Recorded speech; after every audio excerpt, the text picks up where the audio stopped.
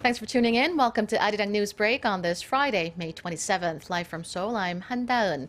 We begin in Ethiopia, where President Park Geun-hye is continuing the first leg of her three-nation tour of East Africa. The leaders of the two countries spoke in one voice on the need for a peaceful, denuclearized Korean peninsula during their summit talks on Thursday local time. And our Song Ji-sun tells us they also vowed to boost their bilateral economic ties as a means of ensuring a mutual growth in the future. President Park and Ethiopian Prime Minister Haile Mariam Desalegn are set to deal dozens of deals on Thursday. Among the agreements is a planned textile complex covering 100 hectares or 1 square kilometer, expected to give Korean investors a competitive edge in production costs. Ethiopia has a strong textile industry with production costs that are about 30% of that in China. Korea's entry into the Ethiopian market will enable us to send exports to the U.S. and the EU without tariffs. Seoul will take a greater role in Ethiopian infrastructure projects, especially in transportation, power generation, and urban development, while sharing its knowledge in high value-added sectors like science and technology, energy, e-government, and customs. Another highlight of the president's state visit is the launch of Korea Aid, a new official development aid program offering food, health, and cultural services on wheels. In our bid to support Africa's ability to achieve its Sustainable Development Goals for 2030, adopted at the UN last year, Seoul will launch Korea Aid, a comprehensive development project that covers healthcare, food and culture, leaving no area left behind.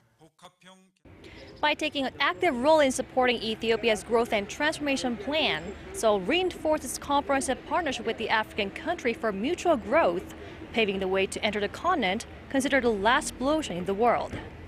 Song Ji-sun, ARIRANG News, Addis Ababa. And back here at home, another big point of contention has emerged between the ruling and the opposition parties, this time over a revision to the National Assembly Act. The government has decided to veto the bill, and President Park Geun-hye, who's currently in Africa, has just endorsed the veto through an electronic approval system. Our Park Ji-won reports on the arguments surrounding the bill from both sides of the aisle. At a cabinet meeting presided over by Prime Minister Hwang Kyo-won on Friday, the government decided to veto a controversial revision to the Parliamentary Act.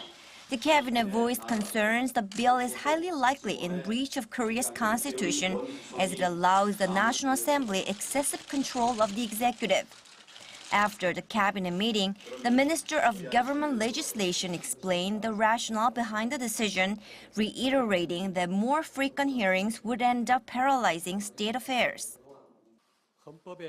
The revision gives Parliament new controls over the executive and the judiciary without having basis in the Constitution. The revision does not comply with the principles of the separation of power and checks and balances as laid out in the Constitution. The outgoing National Assembly Speaker and opposition party lawmakers argue that the revision would actually help Parliament more promptly deal with the social issues at hand. The main opposition Minju Party of Korea's floor leader Woo Sang-ho was highly critical of the government's decision, saying it violates the spirit of parliamentary democracy. The three opposition parties all strongly condemn the decision, and we agreed to jointly respond to the matter. We will seek a revote on the bill when the 20th National Assembly begins next week. The ruling Saenuri Party's floor leader Chung Jin-seok says there should not be a revote, arguing more in-depth legal interpretations of the process need to be undertaken. Park Ji-won, ARIRANG News.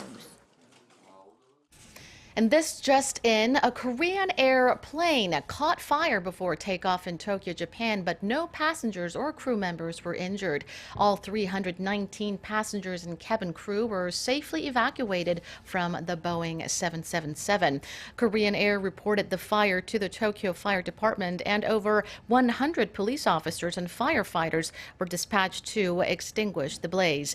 Japan's Transport Ministry says it was the left engine that caught fire, and an investigation to determine the exact cause is underway.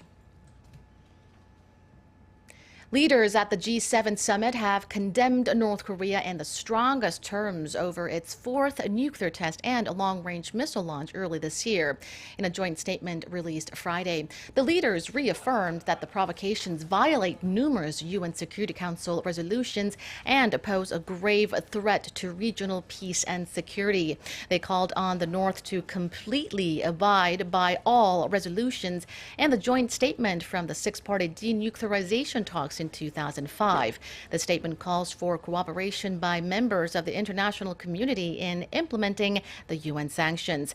Other issues mentioned in the statement include North Korea's human rights abuses and Japanese abductees, tensions in the South China Sea.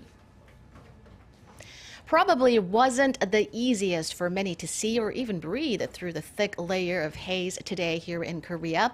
A high level of fine dust has been accumulating over the Korean peninsula since yesterday, mostly due to heavy smog flowing in from China, and it's likely to stay until tomorrow. Hang Ho-jun reports.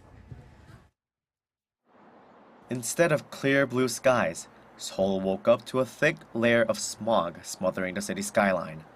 The haze is mostly due to the heavy smog flowing in from China, raising the fine dust alert level to bad.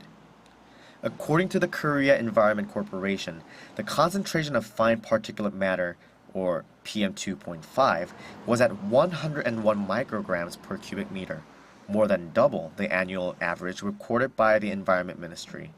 A band of stagnant air above the Korean peninsula is trapping the influx of pollutants from China, which combine with ultrafine particles from Korea, affecting air quality. Fine dust, which can come from fossil fuel combustion and industrial processes, can have harmful effects on the human body, resulting in respiratory, cardiovascular, and ophthalmic diseases. The fine dust is expected to fade beginning Saturday afternoon. Until then, the Environment Ministry advises people to refrain from doing outdoor activities or to wear a mask. Hang Ho-jun, ARIRANG News. And that does it for now. Thank you for watching. Stay with ARIRANG for more news updates and more coverage on President Park's trip to Africa throughout the day.